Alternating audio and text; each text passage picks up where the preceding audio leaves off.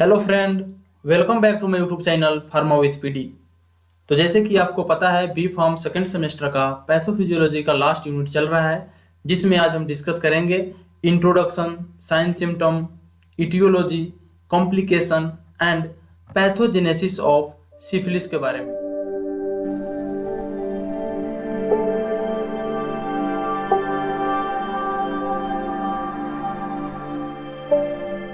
तो चलिए सिफिलिस का इंट्रोडक्शन पार्ट हम डिस्कस करते हैं।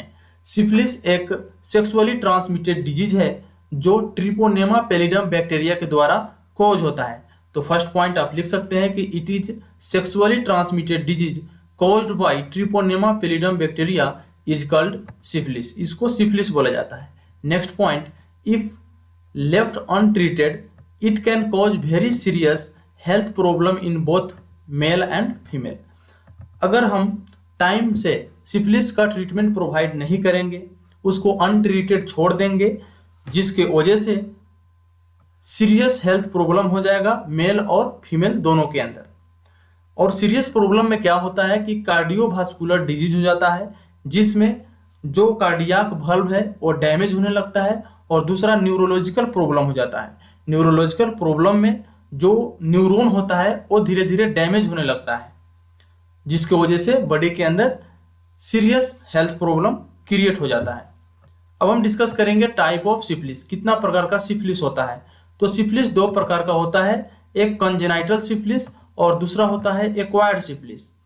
तो अब हम डिस्कस करते हैं कंजेनाइटल सिफिलिस क्या होता है। जो इन्फेक्टेड मदर होता है वो ट्रांसफर कर सकता है सिफिलिस डिजीज को इन्फेंट के अंदर।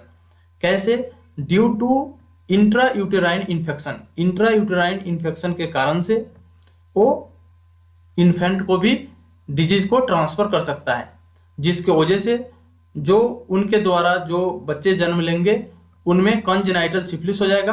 अब हम डिस्कस करेंगे एक्वायर्ड सिफिलिस। एक्वायर्ड सिफिलिस में क्या होता है कि सबसे पहले एक्वायर का मतलब होता है इंटेंशनली। कोई भी चीज अगर हम जानबूझ के अगर कोई डिजीज डेवलप करें, उसको एक्वायर्ड डिजीज बोला जाता है।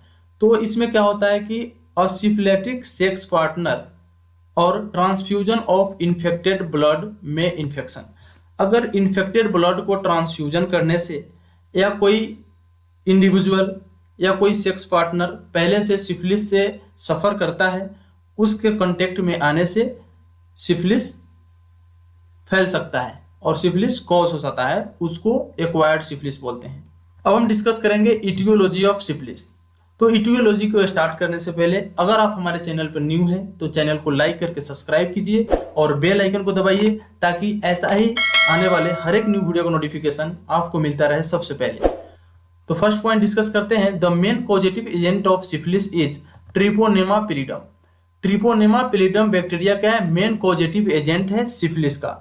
ट्रिपोनेमा पैलिडम बैक्टीरिया ही सिफिलिस कॉज कराता है। The bacteria is transmitted through direct mucus membrane contact. अगर कोई इन्फेक्टेड पर्सन है, उसका डायरेक्ट म्यूकस मेम्ब्रेन को कांटेक्ट में आने से ये बैक्टीरिया ट्रांसमिट हो जाता है। नेक्स्ट पॉइंट, द इन्फेक्शन में अकर इन 30% of sexual intercourse with infected partner. Infected partner के साथ सेक्सुअल इंटरकोर्स करने से 30% ये डिजीज जो है ट्रांसमिट होता है। अब हम डिस्कस करते हैं sign and symptoms of syphilis के बारे में, कि एक सिफिलिस के पेशेंट के अंदर किस प्रकार का साइन एंड सिम्टम देखा जाता है। तो स्किन रैशेज हो जाता है, इचिंग होता है, रेक्टल लाइनिंग इन्फ्लामेशन हो जाता है, sore throat, swollen lymph node, weight loss and mouth ulcer ETC। इस प्रकार का साइन एंड सिम्टम एक सिफिलिस के पेशेंट के अंदर देखा जाता है। अब हम डिस्कस करेंगे कॉम्प्लिकेशन। कॉम्प्लिकेशन में कहने का अर्थ सिफिलिस के वजह से बॉडी के अंदर और कौन कौन सा प्रॉब्लम क्रिएट हो जाता है, उसको हम यहाँ पे डिस्कस करेंगे। तो सबसे फर्स्ट पॉइंट, न्यूरोलॉजिकल प्रॉब्लम।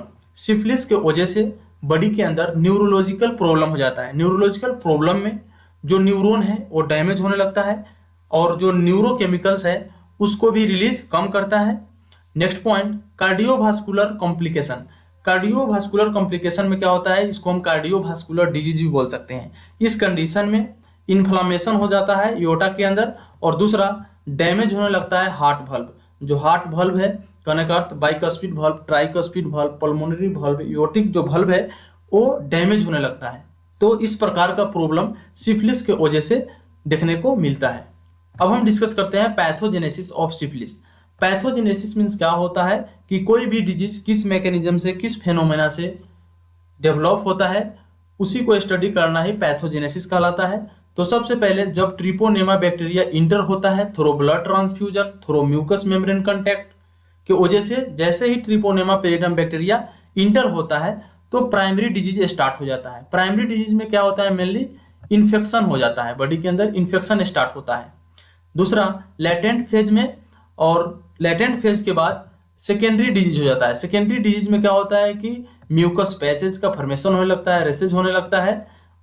ये होता है वीक टू मंथ, हफ्ते से लेकर महीना तक ये प्रॉब्लम रहता है बॉडी के अंदर। फिर से आता है लेटेंट फेज, और लेटेंट फेज के बाद टर्शियरी डिजीज स्टार्ट होता है, और इस कंडीशन में कार्डियोवास्कुलर डिजीज हो जाता है, न्यूरोलॉजिकल प्रॉब्लम होता है मंथ टू ईयर तक। और कार्डियोवास्कुलर में आपको पता ही है क्या होता है, एओर्टा के अंदर इन्फ्लेमेशन होने लगता है, और कार्डियाक जो वल्व है वो डैमेज होने लगता है, और न्यूरोलॉजिकल प्रॉब्लम में न्यूरॉन जो है वो डैमेज होने लगता है, और जितना अमाउंट में न्यूरोकेमिकल रिलीज करना चाहिए उतना नहीं कर पाता है। तो इस प्रकार से सिफिलिस बॉडी के अंदर इनिशिएट होता है, डेवलप होता है। Thank you.